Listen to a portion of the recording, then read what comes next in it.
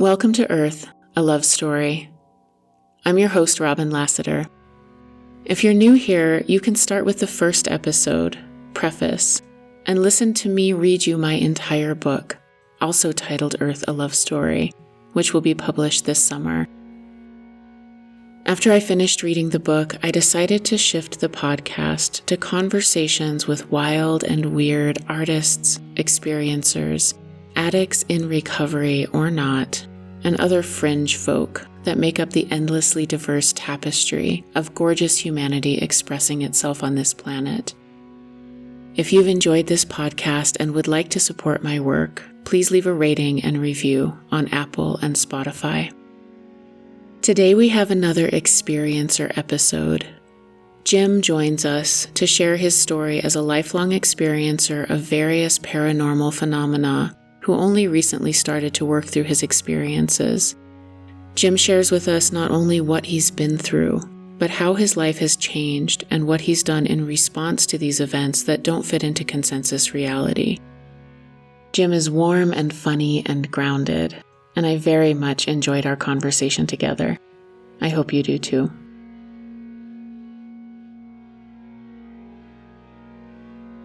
So I thought, when you said what the format would be, that I would try to focus more on not what happened, but how I felt, and tell it in a Tarantino-esque start in the middle, go back to the beginning, work back to the end, and then the ultra-violent climax.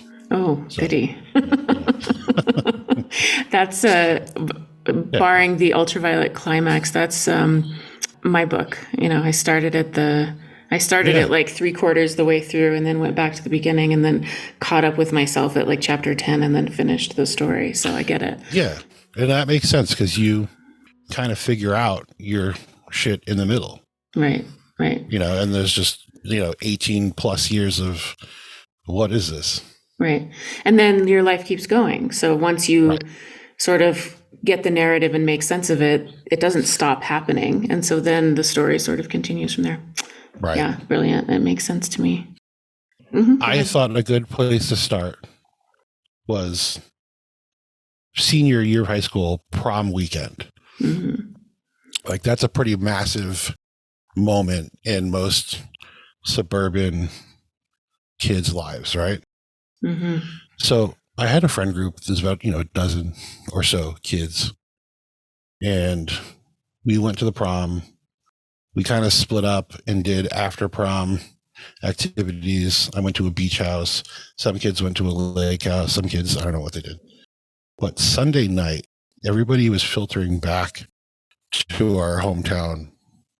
And it was revealed that within our friend group, there had been a love triangle, and it was exposed and it blew apart our friend group.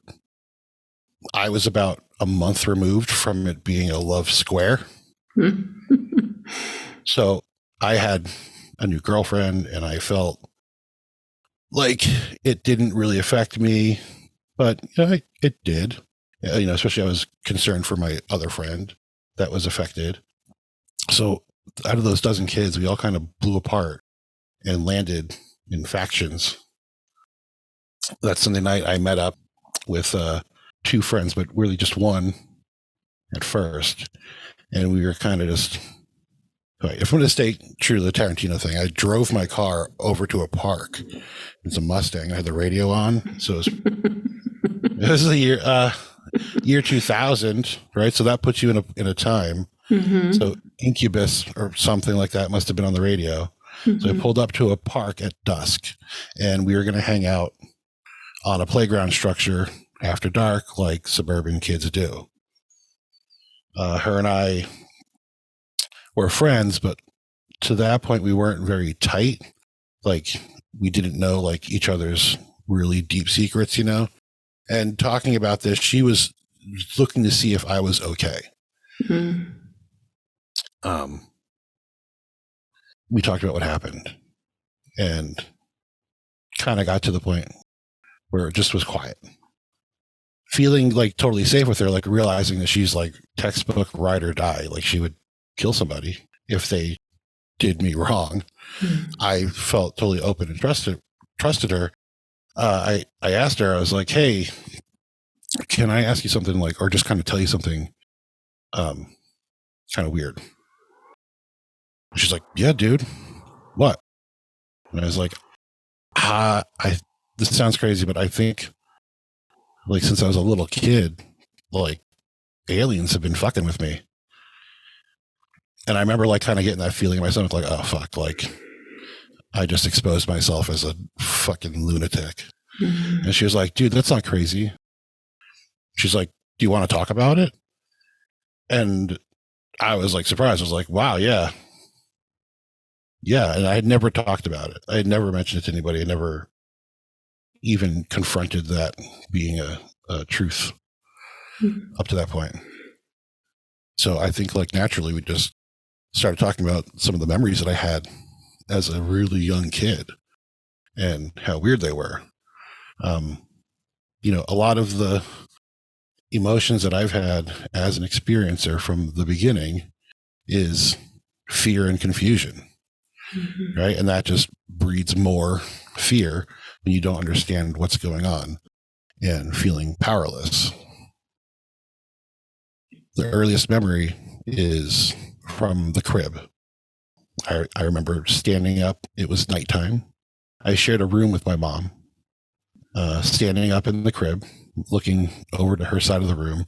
She was not in the room, but in the room above her bed on the wall, you know, about 3/4 of the way up, I saw what I perceived as a, you know, 1.5-year-old, maybe 2-year-old, the moon on the wall.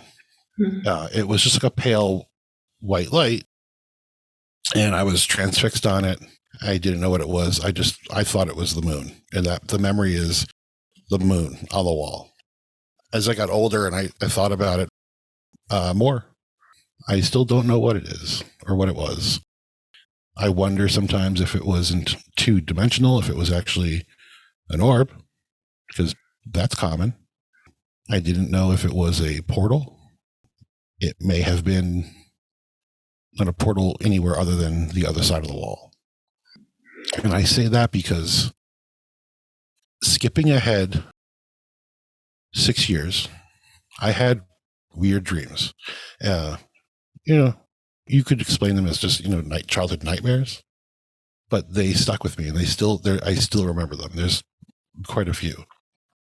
To go through them quickly, there was one where I was above, and it sounds like being out of body now, but I was above looking down at a big room full of people, adults. My mom was one of them. And there was a person that was kind of leading them around this room and through a doorway. And they were moving like robotically, like they weren't reacting. And I remember, like, kind of trying to get my mom's attention, and I couldn't. There was something that they were giving to the people. Like, to me, it looked like a cracker, and it would make them turn into what I thought were actual robots. And the nightmare part is that I was really upset that my mom was going to be turned into an actual robot. You know, take that as just a weird dream. I know little kids that are 4 years old are aware of robots. That's how they would perceive somebody acting robotically. I don't know if that was really a paranormal dream.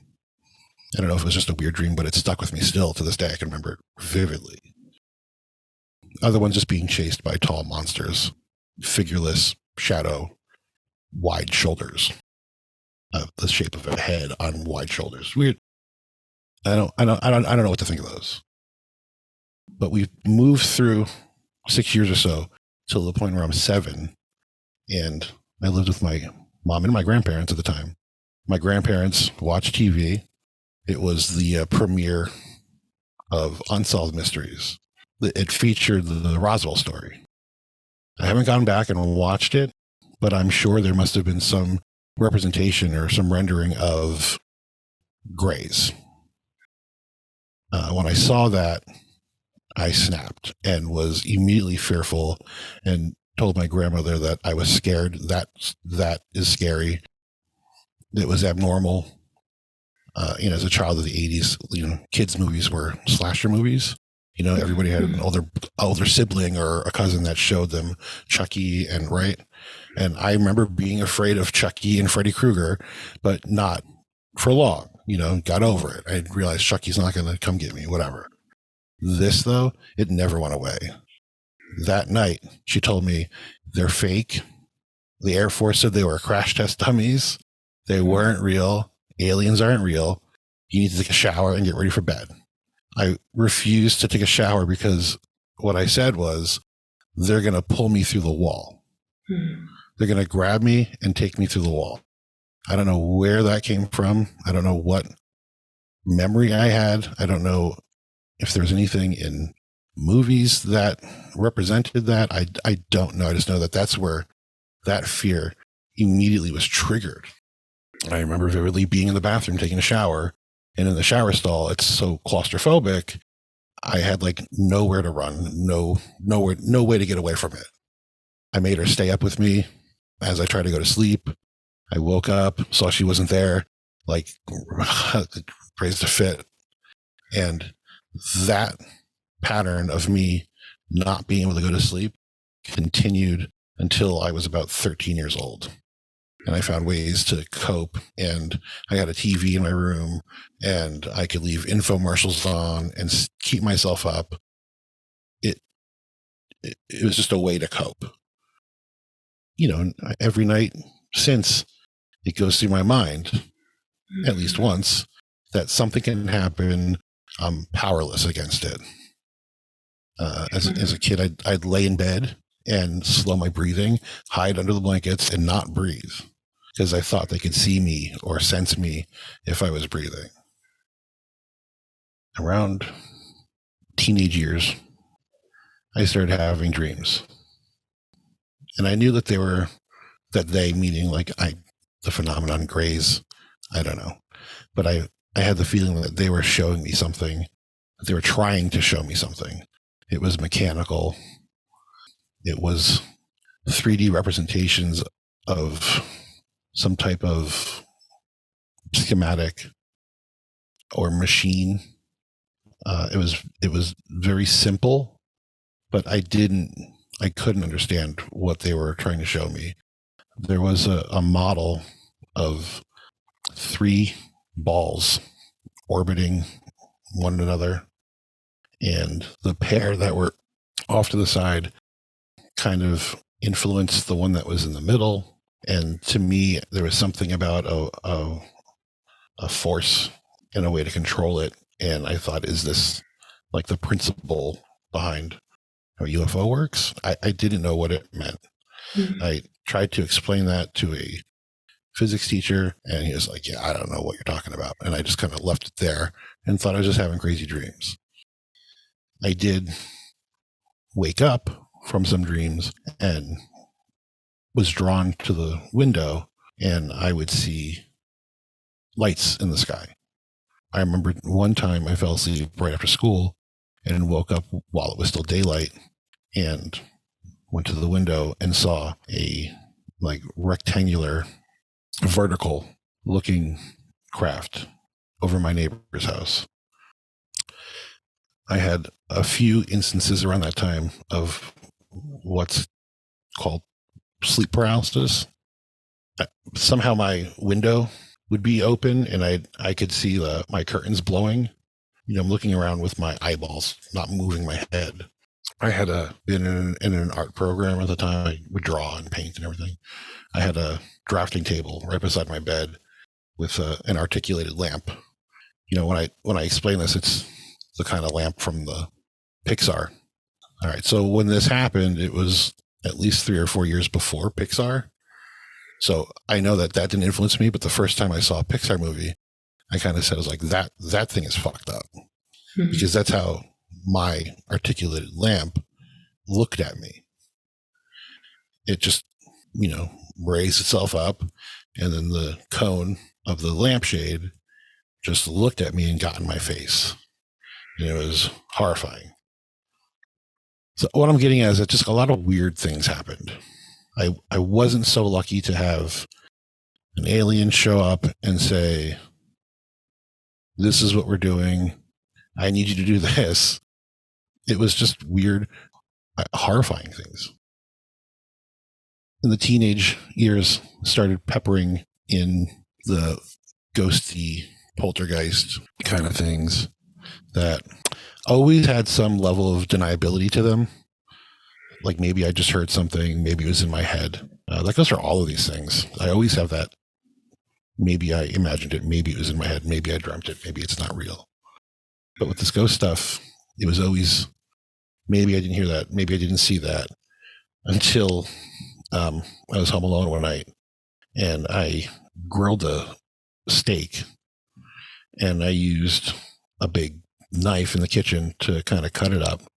And I left the knife on the stove and walked through the dining room into a living room, sat and ate, watched TV. When I went back to the kitchen to put my plate in the sink, that knife was in a potted plant in the dining room that I had walked through. And I was like, all right. I just had the feeling like, okay, everything leading up to this that I was just saying like, oh, this is bullshit. It's like it was saying like explain this. Mm-hmm. I had that feeling of like, explain this. And it was intimidating. It was a knife. It was sticking out of the plant, straight up out of the dirt. So I grabbed it and I kind of said something to the effect of like, go fuck yourself.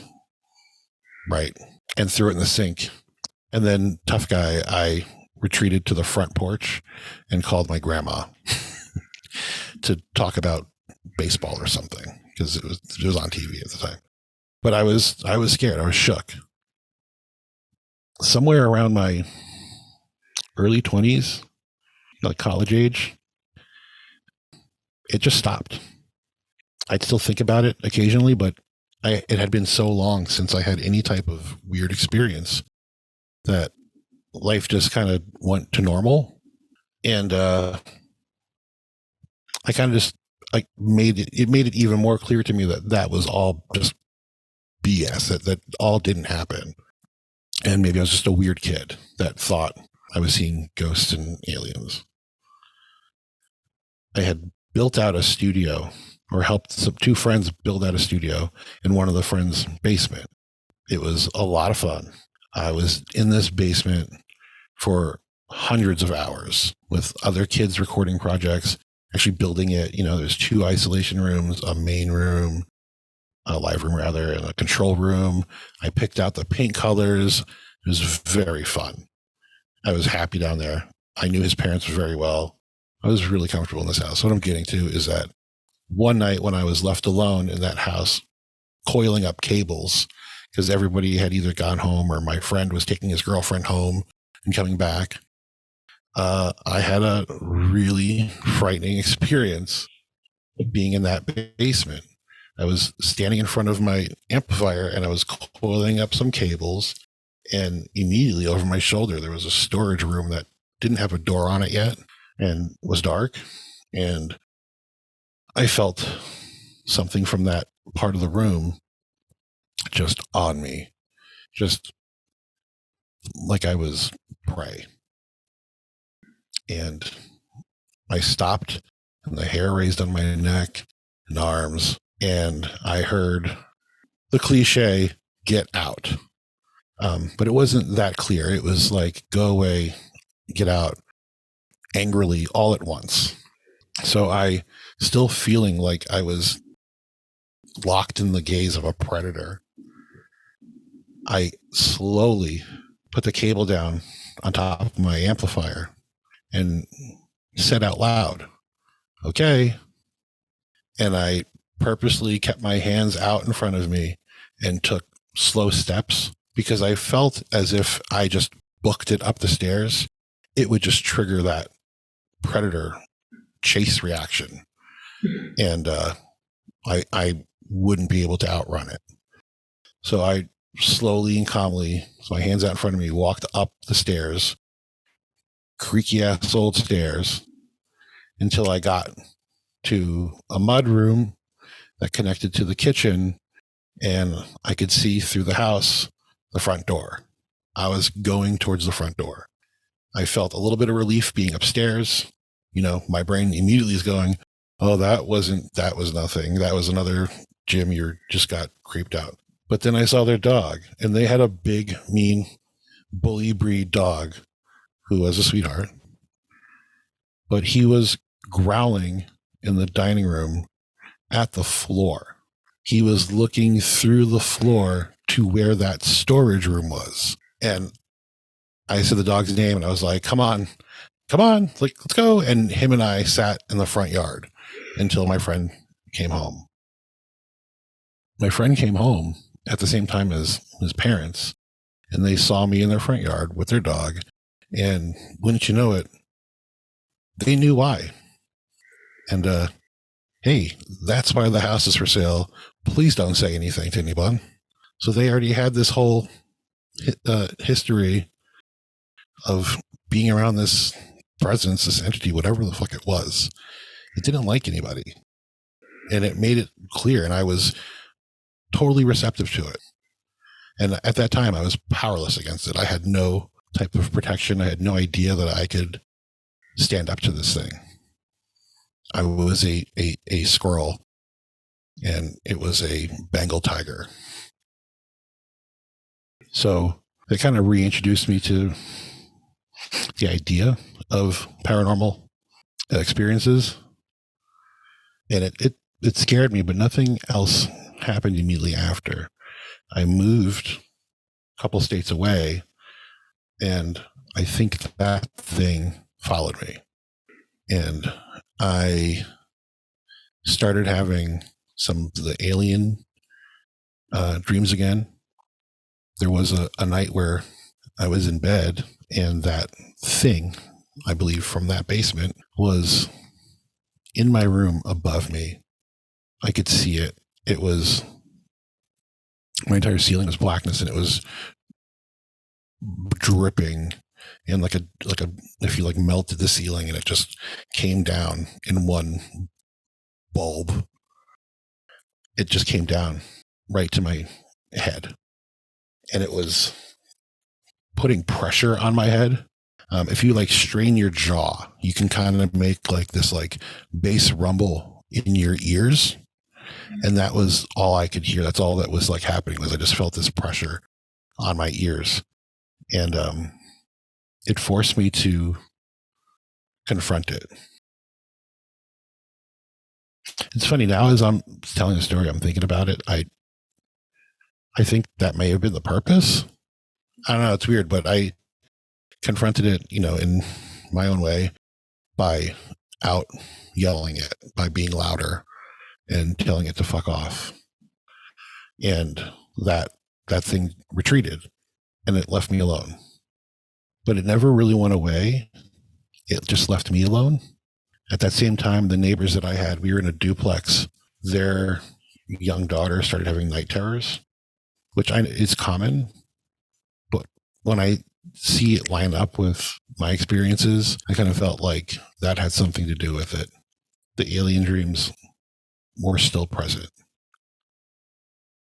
I got to the point when I was about 27 years old, 25 maybe, where the idea of confrontation, I felt like that was my out.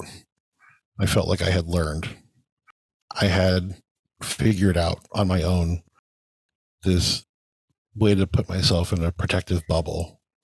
And it's funny, like I tell it now, when they made the Peter Jackson made the newer Hobbit movies around that time, Gandalf fights the necromancer in Dol Guldur, and he's like in a white bubble. And I remember being like, yes, he knows that. And I was like telling my wife, like, he knows that. That's my trick. I do that. It's like, fuck yeah, again. Yeah, cool.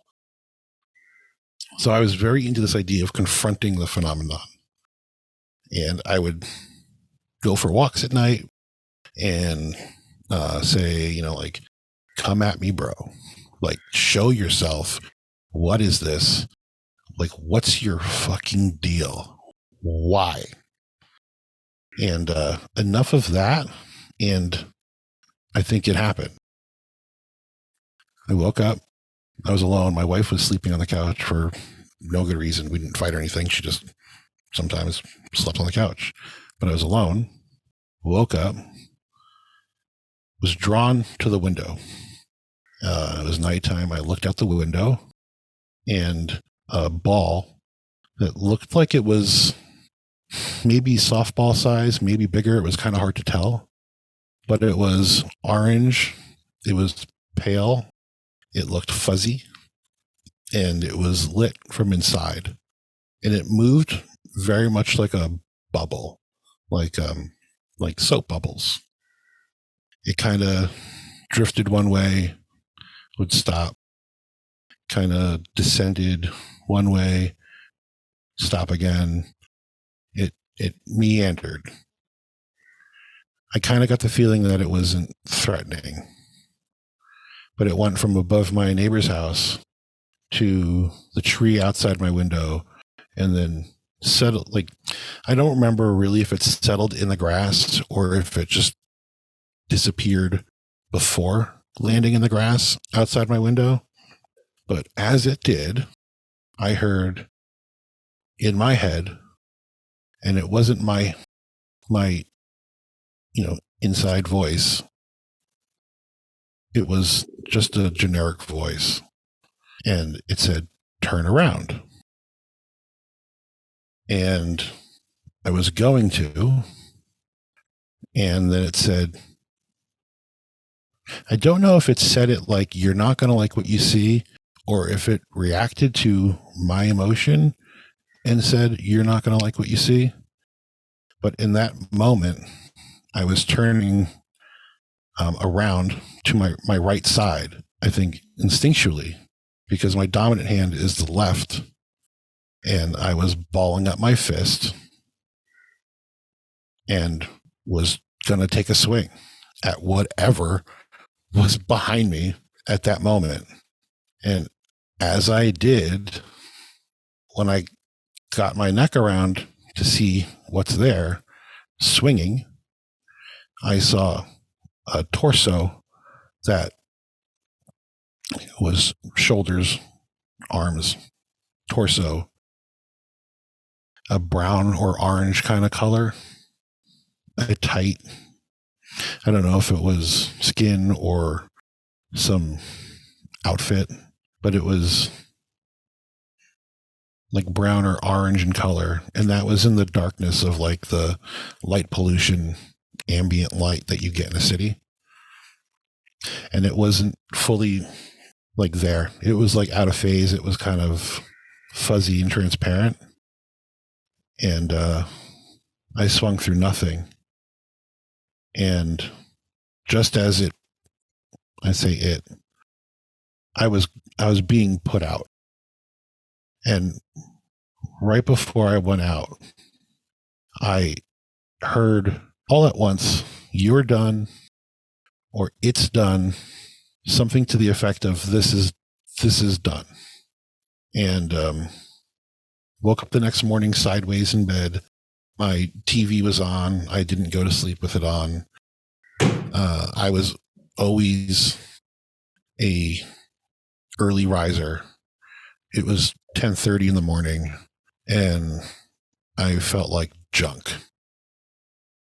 And I woke up with the same "You're done, it's done" in my head from the night. And it was like a good 10 years went by. I remember during that time or shortly thereafter, Googling anything I could to see if anybody else was still having these things. I read a lot about like the mid 80s, early 90s abductee spree, or whatever you want to call it, around the, lower part of New York to New Jersey, UFO flap. I found some more information about it. It was really the first time I started researching. Before that, it was way too much fear. For instance, when Fire in the Sky came out, hell no. Even knowing today that like that wasn't Travis Walton's actual experience, the idea of that and seeing that, I remember maybe watching it on HBO after a while, and just the scenes of him losing his shit under a kitchen table was like, no, can't do this. I stayed away from it. Whitley Strieber, I'm sure he's a nice guy, but man, that book cover, and it was on every end cap in Walden Books or whatever the bookstores were in the 90s. It was always there, and it would scare the crap out of me. So I had never researched, I'd never really looked into it until the, early 2010s maybe. And there's still, I don't think there was a lot to go on then. There was, I remember being captivated by Project Serpo, but never thinking it was real. So there was a lot of make-believe. There was a lot of fantasy. There were some cool Coast to Coast AM episodes you could find, but even then I felt like the majority of that was entertaining at most. That 10 or so years of quiet stopped. And when it came back, the experiences were much more vivid and much more wild and urgent, I think, is a good way to put it. Different, I guess it's like modes of contact now is the way to put it. I had no knowledge of what out of body meant. I had no knowledge of what the astral realm is. I short of Doctor Strange comics, I didn't know what's going on. I started having dream-like experiences of being taken out of body, and they weren't in my face.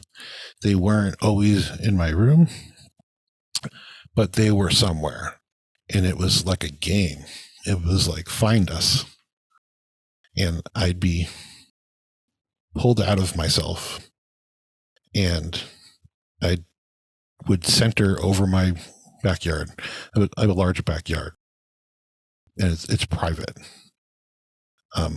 My backyard became a location for sleep just as much as my bed, it seemed. And I would see them, and I say them, the Greys, out on the border of the property, or kind of just standing near a tree line, and there'd be two.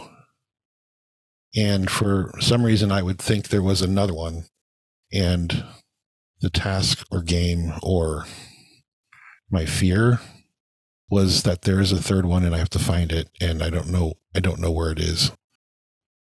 I'd feel played with because I didn't know if they knew I was there. I would kind of position myself like off their like rear corner over the shoulders, and they would just be motionless, to like not give me any cues.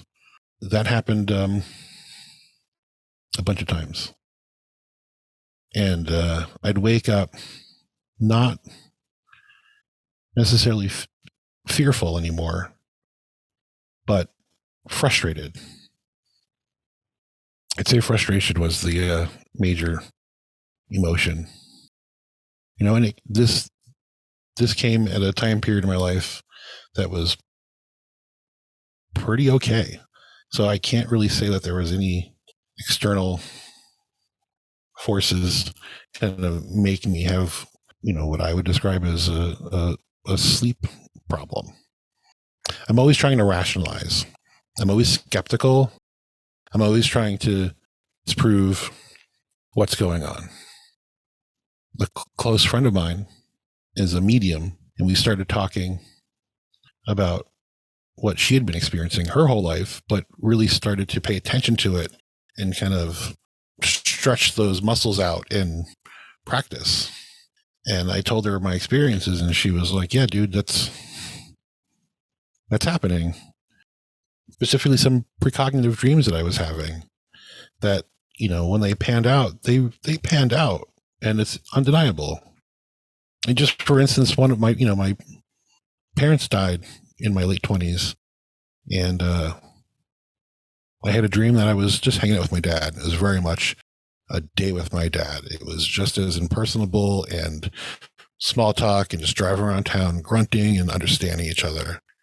But he was showing me all the storm damage in my town, like from some thunderstorm or something, flood damage, and just kind of being like, oh, yeah, that sucks. Wow. Yeah. So whatever.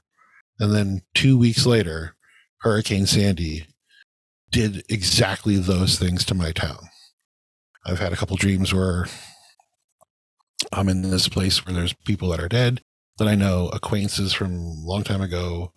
It's a community area. It's actually a cafeteria at a YMCA in the city. And somebody showed up there. They all said, hey, this guy, I don't want to say their name, but I knew who it was. It was a close friend's dad who I hadn't seen in 20 something years. And he's at the cafeteria at the YMCA.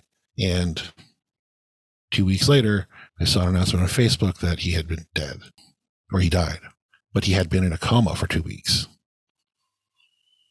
So it kind of makes me wonder, And my friend, the medium, she was like, yeah, don't deny it. Like, you're picking up something. There's something there. There's something to it.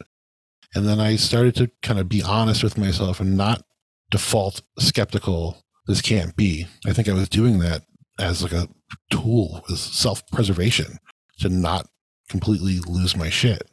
But I didn't. I didn't lose my shit. I started looking back at things, but still had like no idea what was going on.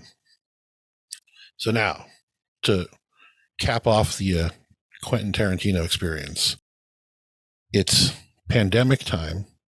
I'm driving around looking for used bookstores, Goodwill, anywhere I can find piles of used vinyl from estate sales. That became one of my pandemic hobbies.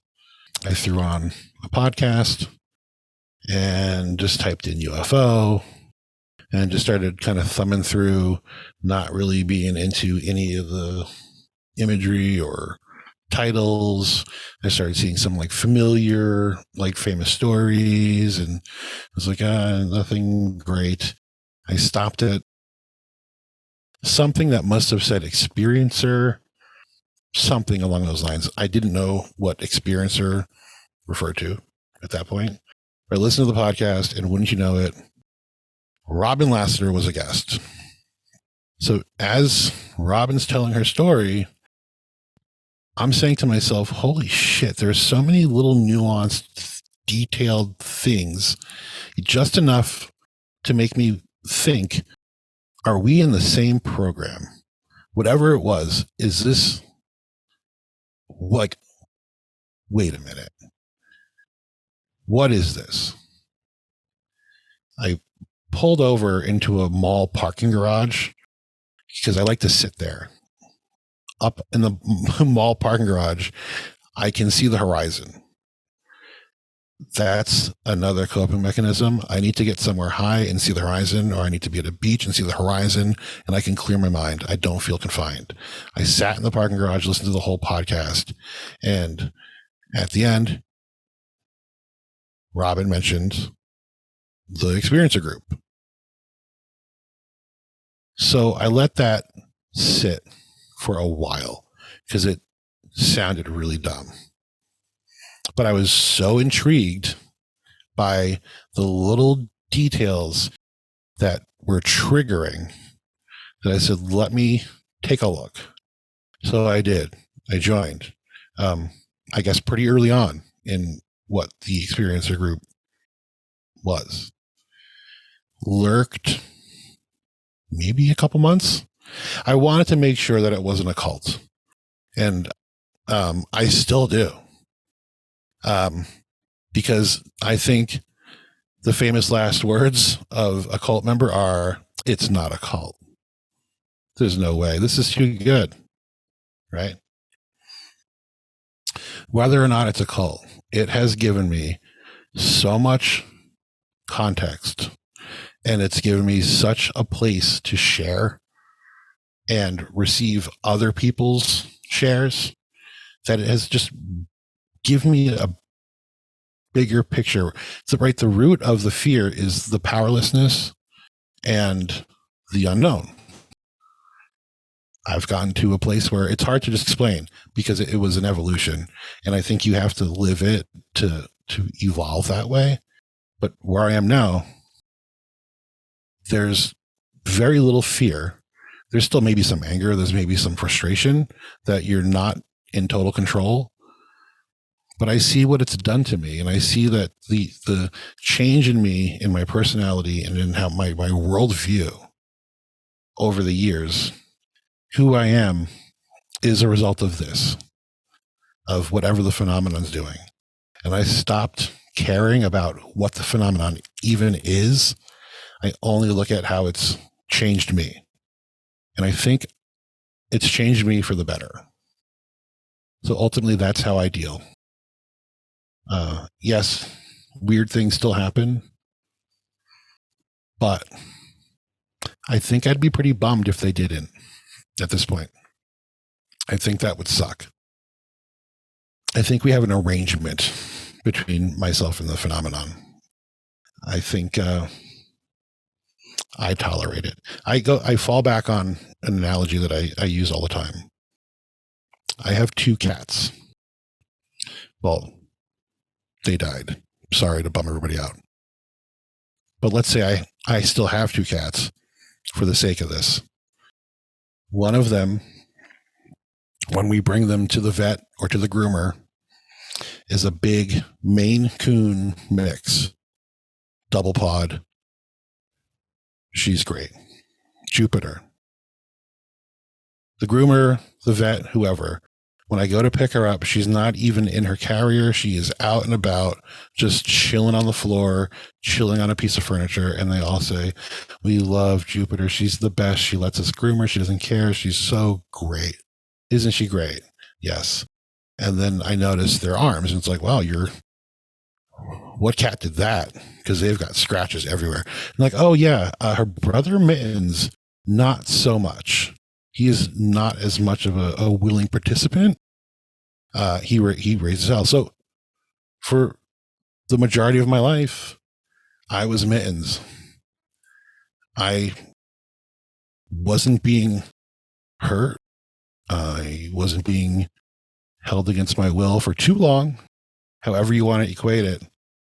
I raised hell. I gave the vet a hard time. And I kind of wound up like Jupiter. I'm sure she doesn't like it, but she tolerates it, and she's better off for it. So here we are. Oh, thank you so much. I have so much. I don't know. I think you know this. Anytime I hear an experiencer, there are so many little things just all the time, that resonate. And I just got to say, I have to say real quick, yes. To that, when I heard the early episodes of your podcast, of your book, they were great. It was the perfect thing to drown out the news channel at the gym. I could listen to your podcast and just it would make a half-hour treadmill trip just vaporize. It was great. The second episode was like some lost writings of Tolkien that have been never released. Right. So like that was pretty bitchin'. I was into that. But then, you got to a point where you're like, I have a mission. And it was like this, I don't know if he's a teacher, guide kind of, right? Something along those lines. And I was like, well, yeah, here I am. You pointed me in this direction, inadvertently, I'm sure.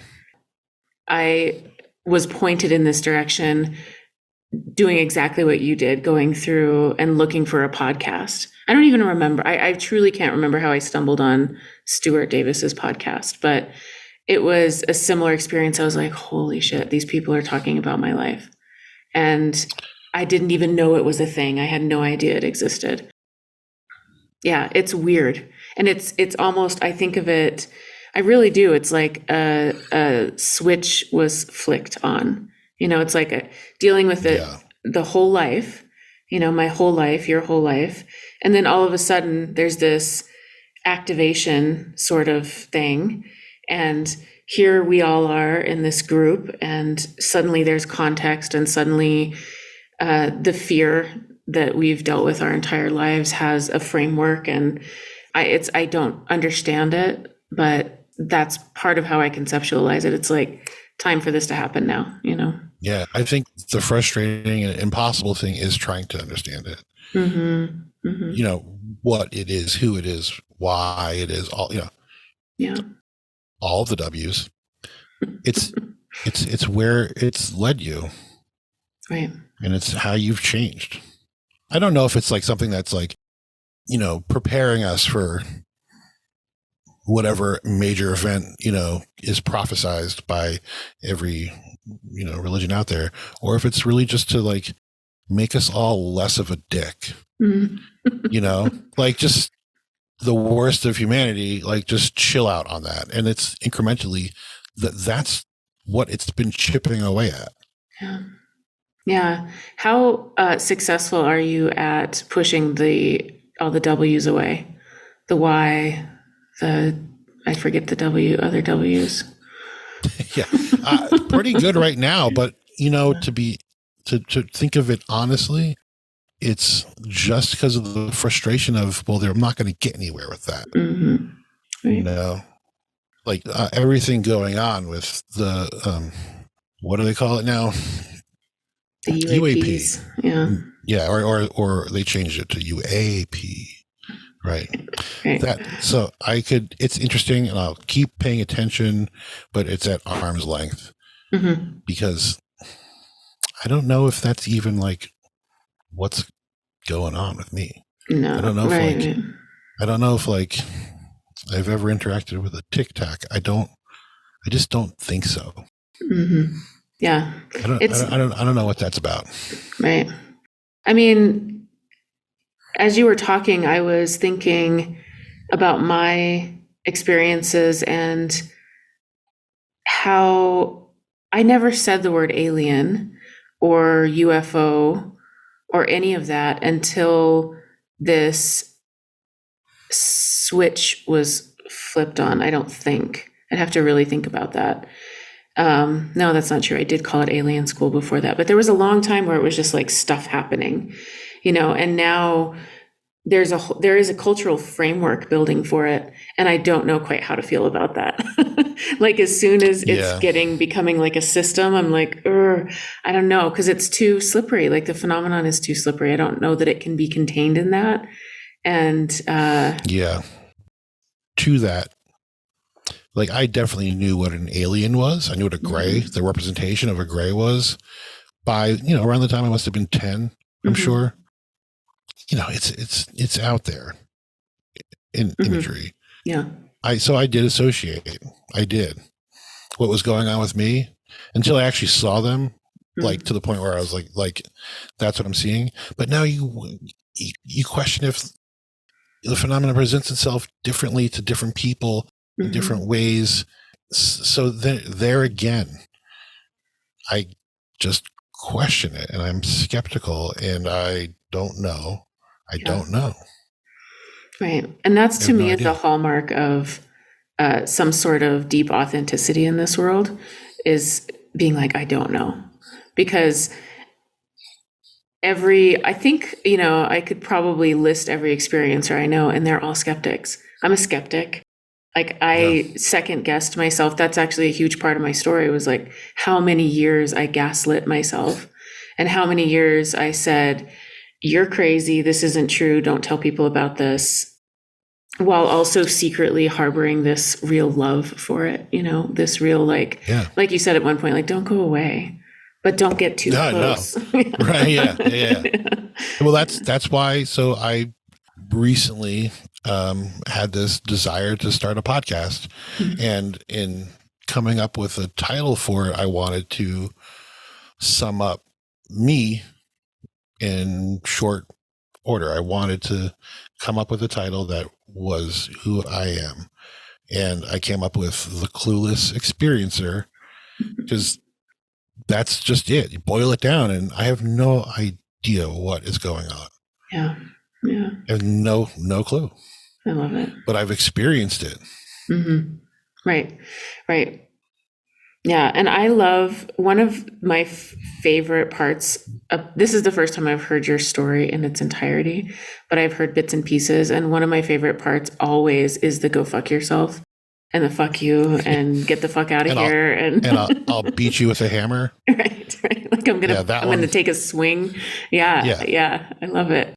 Actually, I really do love it because it several times has reminded me that even though we're in this weird, liminal, ambiguous, we can't pin anything down, there is agency, and, facing that thing that came out of the ceiling and meeting it, which I can't, I've been in terror, and I know how hard it is to muster agency and like effort and resistance to that.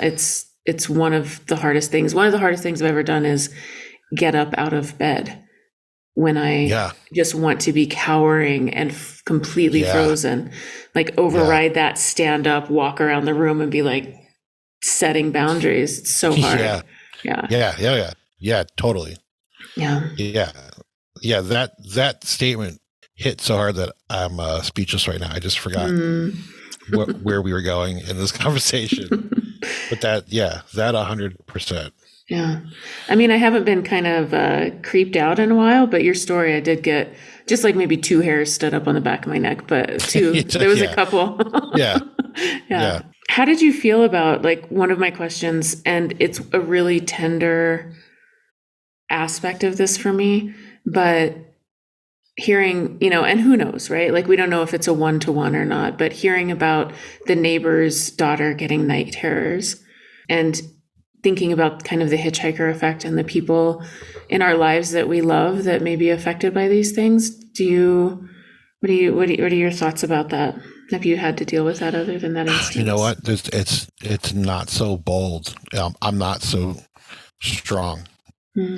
I'm, it's happened to my stepdaughter as well. When I hear my neighbor's kid crying, I just tell myself, like, pediatricians say that between the ages of 2 and 4, it's very common to have night terrors, Yeah. But when my daughter was between the ages of 2 and 4, she came into our room one morning and very matter-of-factly declared, "I want you to throw away my lamp." And we're like, "Why now? Like, you want a Hannah Montana lamp? What? A princess lamp? What do you want?" Yeah. She's like, "My lamp looked at me last night and I don't like it and I want you to get rid of it." When she said that, my stomach dropped because I had a lamp experience myself. Right. And I just said, "Oh no, they're fucking with her." Yeah. And I stopped thinking about it and I put it out of my mind because I thought maybe I influenced that by considering it. Right. And I wanted to protect her. And then I was afraid.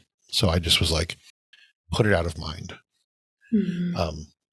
Another time, shortly after that, same thing. In the morning, she came into her room and she said, "The mushrooms came into my room last night and they looked at me and they look at me like this." And she opened her eyes really wide and tightened her lips and just made a gray face, right? The classic, the Whitley Strieber book cover, right? Okay. So that traumatized us all. She did that. Yeah, she did that. And then I started thinking on it. And it was the last time she said it, though. There's nothing after that. And I thought, they must be checking her out. A lot of people speculate about genetics and families being linked together. with experiences. She wasn't my biological kid. So I think they were just like, what's this unsanctioned kid doing here? And they're just checking her out. She has no memory of it. Nothing. So it didn't continue. It started and stopped right there. Yeah. And that's just what I speculate. Yeah. Is they're just checking on things. My biological daughter, there's no other way to put it. She's where I'm trying to get to, and then another step. She's so chill about this stuff.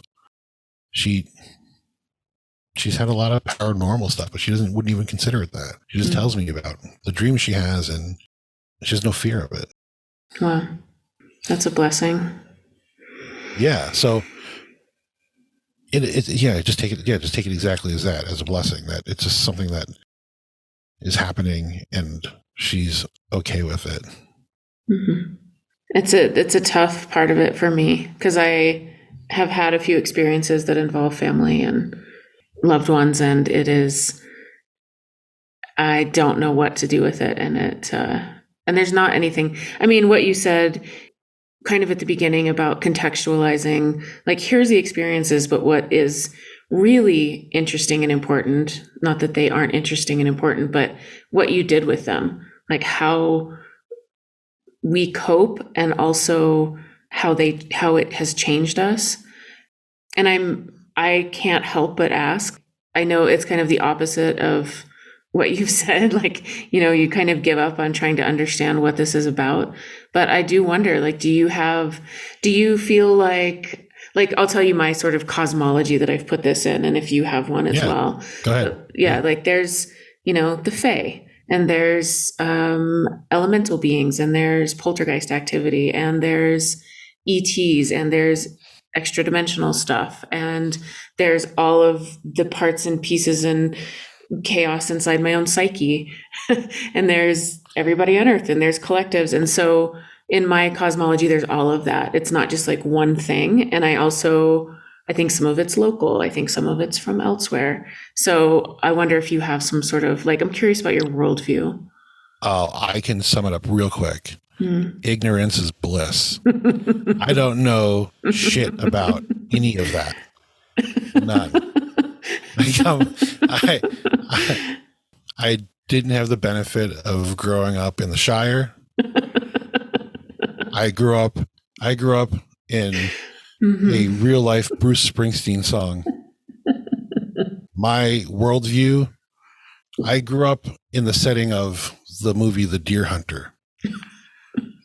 Okay. Right. It was old church ladies. It was bikers. It was very much that. Nobody was talking about any of those things. My religious upbringing was Christian to a point. I didn't do well in Sunday school. I didn't get through the first day.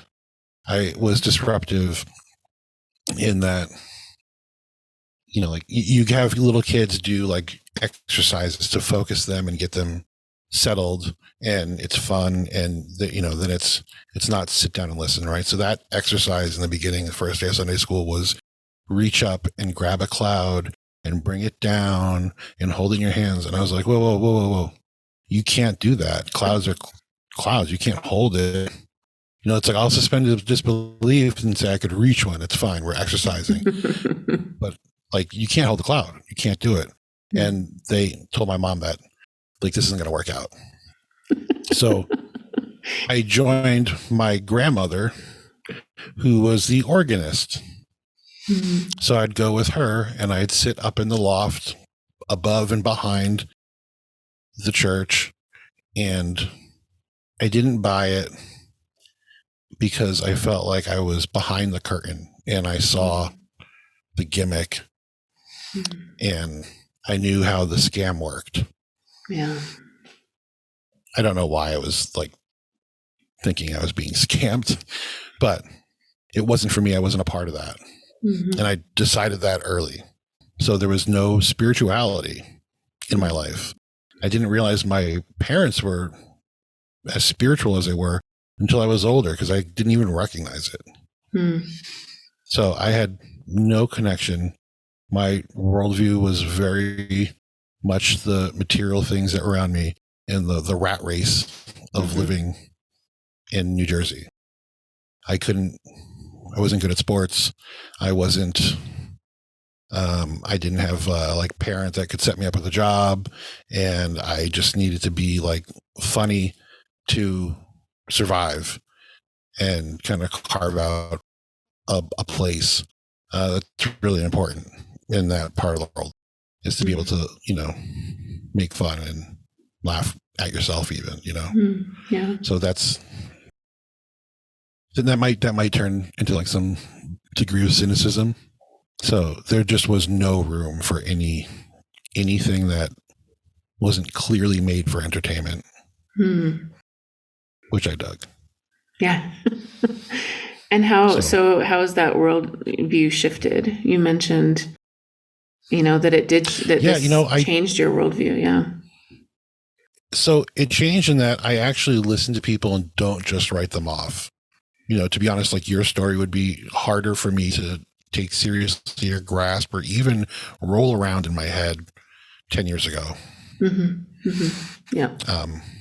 Nowadays, listen, I, get practice listening to people talk in the group, and the ground rules as they are helps with that. This is what people are experiencing. This is how they're seeing things. It's just information. To me, it's just ones and zeros, and take them in. Take them in, remember them, reference them. It all subconsciously adds up. And that's just by being open to it. I don't have to start following somebody. I don't need to believe them. That's not the point. Right. That coupled with, I was raised in a conservative family. I turned 40 this year, and more conservative goes. And as a guy living in America, that's not typical. That's a different kind of influence. And then it might be a little cliche to say, but like I cannot kill an ant, step on a fly, kill a spider. I rescue them and I relocate them. I throw away my neighbor's rat traps, throw away the little like rat poison boxes. Like it really bothers me. I had the neighborhood kids checking on have-a-heart traps that my other neighbor has in his backyard for red squirrels for what reason, I don't know. But he would, drown them. And I had the kids like check regularly in the summer and let me know if he caught any. And then I'd go over and let him go. Wow. Because it's the idea of something being killed in that way, uselessly and unnecessarily, hurts. Yeah. Yeah. I don't understand why that's different. I would have just said that guy's nuts, and just left it at that. Yeah. Like, that guy over there, watch out. He likes killing things. Right. Now it's like, I can't live in the same world. Wow. And that's like an extreme kind of silly example, but that's what I chalk that up to. Yeah. That's how much change there's been. Right. No, I don't think I don't think it's a silly example, because as you're talking, I'm thinking about, which you can't quite see, but when I built this dome and I was stuccoing the inside, there were 2 paper wasp nests, and they hung out with me all summer, and they were in between the bricks, and all I would have had to done was just stucco over the top of them. They just would have been entombed. And instead, I have a hole in my ceiling because I couldn't bear to do it. I just couldn't bear to do it. So they just wintered over with me, and they slowly, I don't know if it was better that they were trapped in the house with me. They kind of have slowly died off. The last one just died, but its body is on my altar. Wow. Sitting on Padmasambhava's lap. Like, I can't. I get it. I hear you. I don't know what it is, but yeah, and mad insects. respect for that. Yeah. Yeah, but you shared a space. Hmm. You guys shared a physical space for Months. and they didn't bother you. Nope. Right. They're very They didn't docile. bother you. No. In fact, they would come and, I don't know. I guess nothing sounds crazy at this point, but they would come and ask for water and for honey and, and I would put it out for them. And Yeah. I have a deep relationship. In the next year or two, I intend to install one of those indoor beehives, that is like inside and there's a little hole where they can, right above my bed. Tubes that go in and out. Yeah. Yeah. Yeah. Like right behind my bed, so I can just be with the humming. So I had a yellow jacket colony in my wall. Wow. And at night in the summer, it's still hot. Yeah. And they do their air conditioning thing. Their natural AC is them just buzzing away. Yeah. And that is really scary. Scary. It's scary because they're just on the other side of a depleted piece of drywall that is like paper thin at that point. Yeah. So funny story. And I had to get them out of the house because they were swarming. Yeah. And they'll go after you. Yellow jackets are different than little paper wasps. Like they'll go after you. Yes. Oh God, this is such a bad story. But I think we're too far into it. My neighbors saw the yellow jackets coming out by their porch. So they called an exterminator and they sprayed. They retreated to my side and they found a hole that was in my ceiling from a hanging plant. And the thing is that when they retreat, the poison, they look for daylight. So they found daylight. So they started coming through the ceiling. So I was at work and I told my son, he's like, the house is filling up with bees. My wife called me. She's like, the house is full of bees. You need to come home right now. So I told my son, I was like, dude, get the vacuum, take the hose and stand there and hold it right over the hole. Yeah. And I said, they will not get out of the way of the vacuum.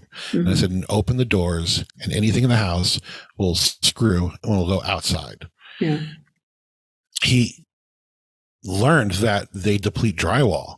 If they build a nest and it touches drywall, it will just turn to paper. He put the tube up to the hole and it went through the ceiling.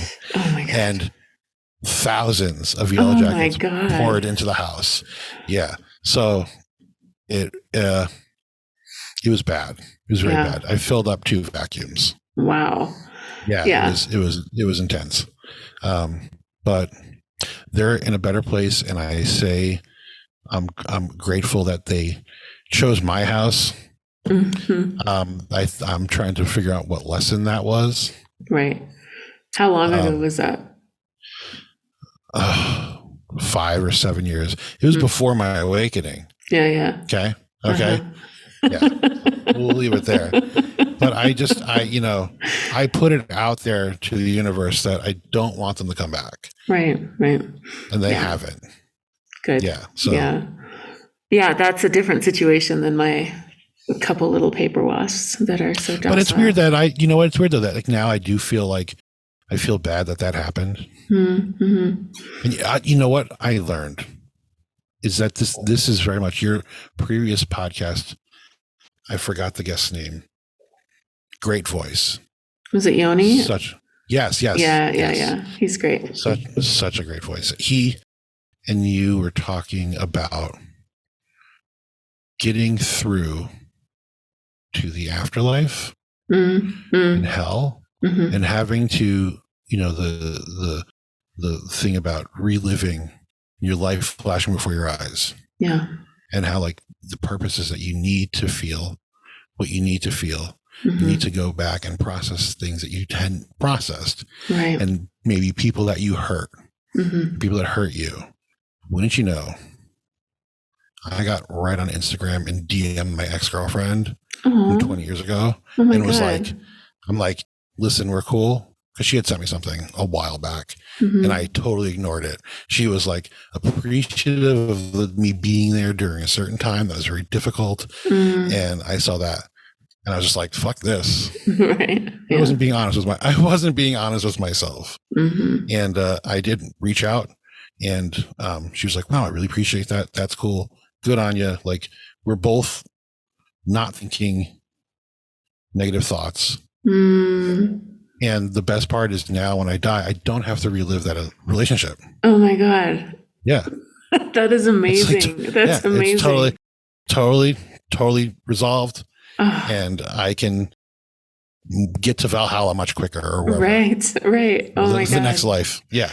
That's amazing. I love that. Because I've had that. I mean, you heard the podcast. I've had the experience. It's like, feel it now as deep as we can. And let's not have deathbed regrets if possible. I think it does make hell shorter. Wow. Yoni's going to be so excited to hear that. Because that's amazing. I have a big question. First of all, I have two things to say just in response to your whole story. Then I have a really big off the wall question for you that's kind of putting you on the spot. And goody. We can cut it out if you're like, no, I don't want to talk about it. One of the things I want to say is just to note the dream about the cafeteria and the dead, right? Yeah. I mean, I just want to put out there that like cafeterias, bus stations, the post office, like these are places that I've dreamed of the dead. And I don't know what that is, but that sort of limbo gathering space of some kind where people come and go from. So when you said cafeteria, that's what it made me think of. It's like, oh, this is one of those places. All right. Do you want to know why I think that's my place? Yes, I do. I think because I've thought about it a lot. Mm-hmm. Now, I learned how to swim at the YMCA in Perth Amboy, New Jersey. It was ancient. The pool was, I think, underground. There were no windows, right? There was like an old brass bar that went around it. And anyway, I was there in preschool. It was part of my preschool program that we went there to learn how to swim. So I was very young. I shared that space with very old naked guys in the locker room. And I think that association is being young and very old. Mm-hmm. And that there's even though you're on opposite ends of a lifetime, they're holding hands on the other side. Mm-hmm.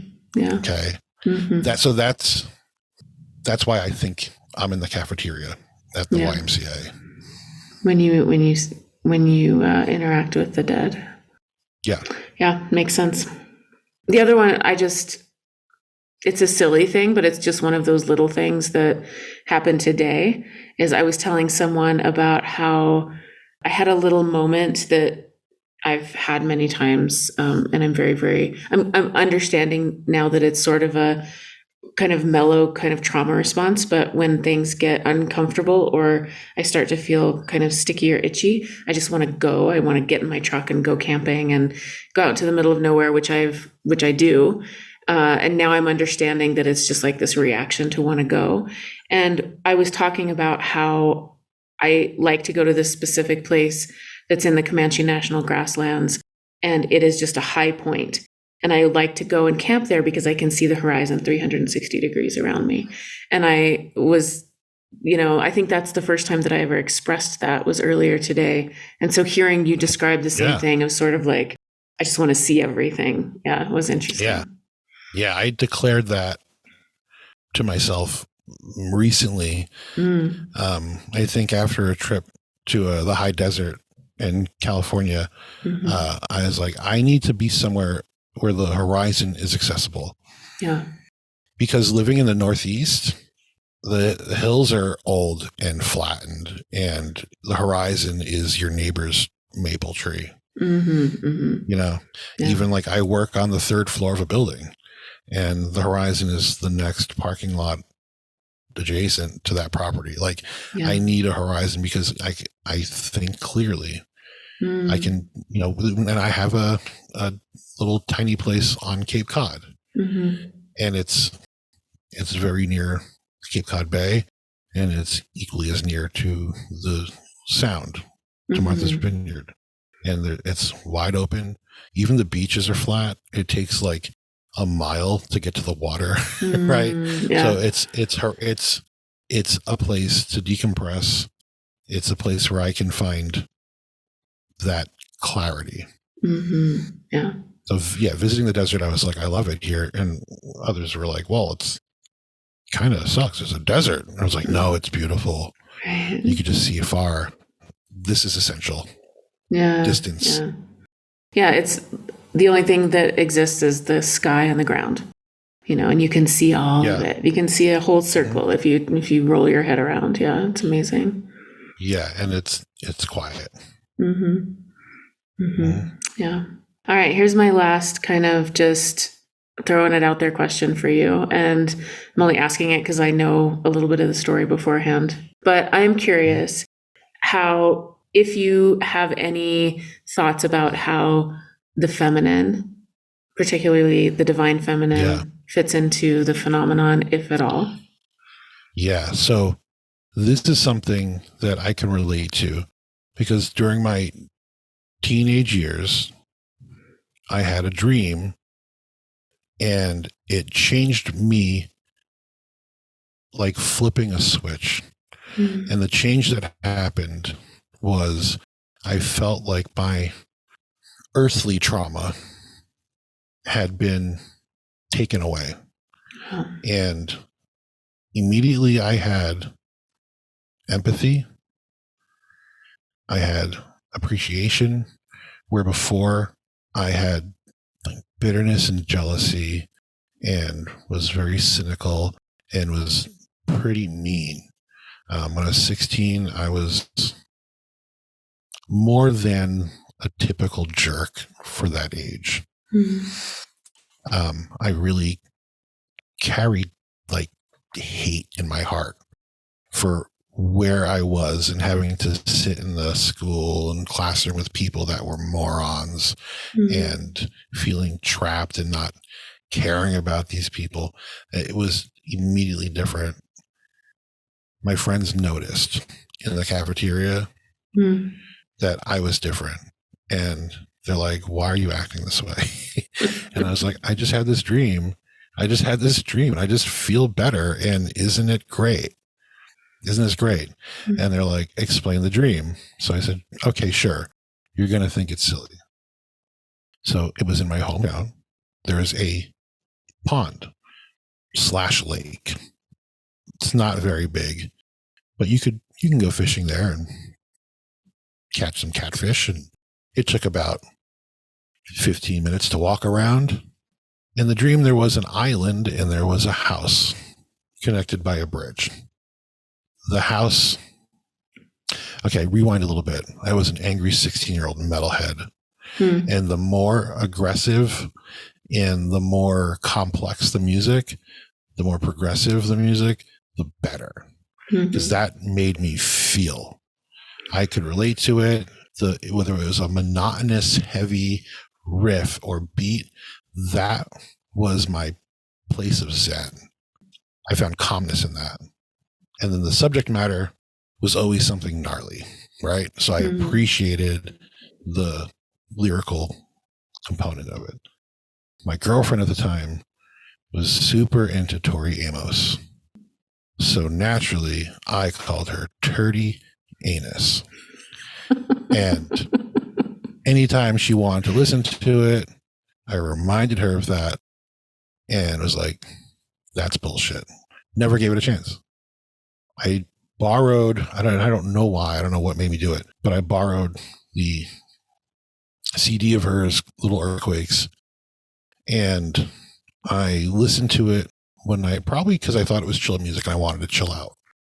So I listened to it on headphones, laying in bed in a dark room, and my mind was blown that her chord choices and progressions were really unique.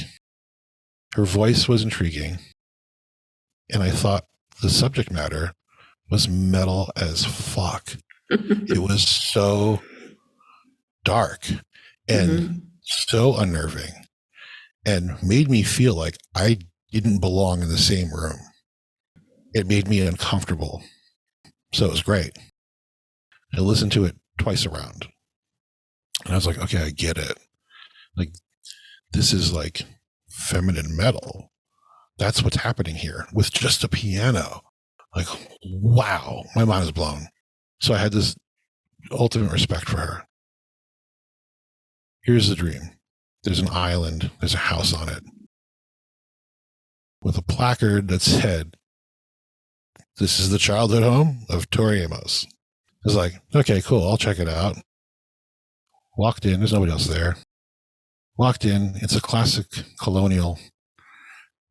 Your entrance, your stairway straight up to the second floor, a room to the left, a room to the right, a hallway, back to a kitchen or bathroom, something like that. So I started up the stairs, and as I got to the top of the stairs, to my right was one of the bedrooms on the second floor. And I knew somebody was in there, and I knew it was her, but it wasn't really her. It was this overwhelming feminine energy. And as I got to the landing, the door was open. I couldn't even look. I couldn't set eyes in the room. I fell to the floor and just started weeping. I was just overwhelmed. I wasn't afraid. It wasn't oh my God, it's BTS. I'm crying, right? It was just overwhelming emotion. And I hid behind an open door, against the wall. And there was lipstick on the floor, and it was green shag carpeting. And I wrote out the word fromage in the carpet. And I heard a voice from inside the room say pleasantly cheese. And I was put at ease. And I stood up and I walked into the room, and she was there. But again, it wasn't really her. It just kind of the representation. It was, fiery hair and form. And that's it. That's all I recall. And then I woke up and I was different, and I kind of laughed about it. My friends kind of laughed about it. It's oh, Jim just had this psychotic break, but look, he's a nice guy now. All right, cool. It wasn't until very recently this year I was listening to Chris Bledsoe's son's podcast, and it was an episode about a regression that he had done, and he's taken to this divine presence. And, I didn't go to Egypt. I didn't see Hathor, this goddess, and all that. So, but the removal of trauma, he specifically said, and the feeling of being overwhelmed by this love and emotion was very much the same. And I said to myself, I was wow, is that what that was? Did I experience that? And now I'm not really read up on it, but I see that it's connected to, the Lady of the Lake. And again, the imagery of her being in the middle of a lake. It's if I wasn't so bad at school, I might have picked up on that detail. They were trying to make a point, and I was just that album was great. So I thinking of it now, I think very much that there is this feminine element somehow wrapped up in the phenomenon, which is weird because I don't think there's any type of masculine counterpart that I've seen. Wow. Thank you so much for sharing that. I got chills. I teared up a little. Thank you. Yeah. Yeah, it really was great. And it's kind of cool to think of it in another way other than just like this wacky dream about Tori Amos. Right. Because at face value, that just sounds like makes no sense. Well, the imagery of the dream, but the profound thing was the change, right? Like that's what gives it the weight, is just that something, just there was a huge shift with it. It was immediate. Mm-hmm. And I mean, the other fun fact is that I met my wife in a Tori Amos message board. Oh, wow. In the early aughts. You remained a loyal fan. I certainly did. So there was purpose to it. Yeah. I love it. Yeah. Yeah. The goddesses have shown up for me not shown up for me, but like they're here, they're part of this. And it was incredibly unexpected. I really, it's like mantis beings and ETs and all this stuff. And then the goddesses show up, and the feminine, and there's a lot to that I'm still unpacking, but a lot to do with what we've culturally pushed down into kind of the shadow realm, and reckoning with that, and redefining and reintegrating what even the feminine is or means to me has been a huge part of this journey. A like major turning point of this journey for me. It helped me touch the emotions and the grief and rage and things that I had really pushed away. So that's amazing. I love that story so much, and thank you for sharing it. I appreciate it. Oh, thanks for having me. I think about that dream now, and that emotion I felt, even though it was overwhelming, it was so real. Mm-hmm. Yeah. I've had that feeling again. My wife and I had been going through some real shit in the past couple of years. And I had a dream that her and I left this planet in a brass bubble, and we went to our planet. It was ours. It was very small like the Little Prince small. It was so far away from its star.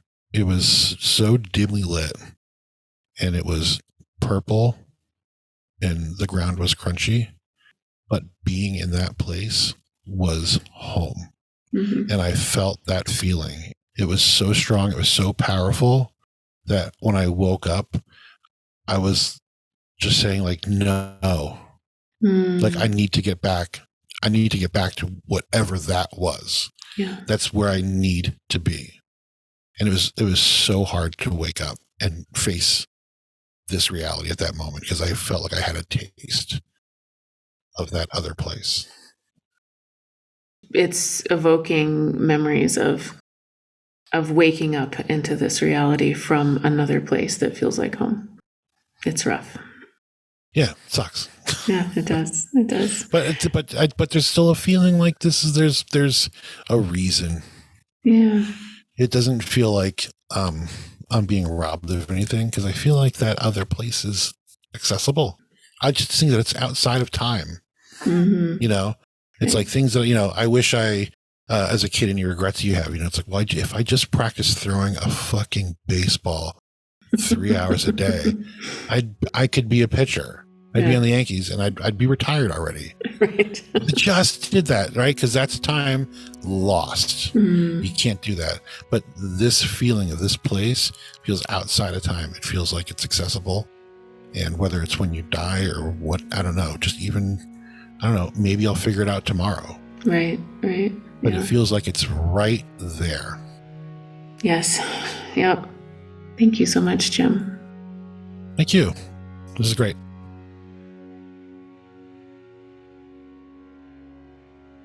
For more information about Jim's podcast, The Clueless Experiencer, or to connect with him directly on Twitter, check the show notes. Our musical soundscapes are by Morgan Jenks. You can support his new album on Bandcamp or find out more information at morganjenks.com. And finally, to book a one-on-one session with me or to share your own account, visit honeyheart.org.